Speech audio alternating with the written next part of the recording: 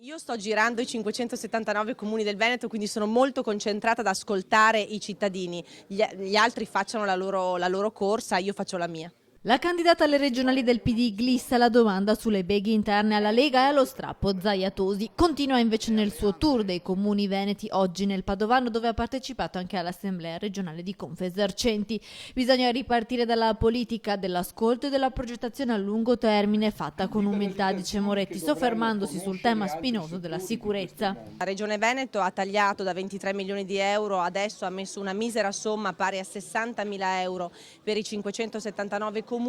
La sicurezza si garantisce innanzitutto con una lotta forte contro il degrado delle nostre periferie e delle nostre realtà urbane, poi chiedendo al governo centrale più forze dell'ordine e mettendo le forze dell'ordine in condizione anche di appunto tutelarci, ma soprattutto come regione investire quattrini per mettere nelle condizioni i nostri sindaci a tutelare i propri concittadini.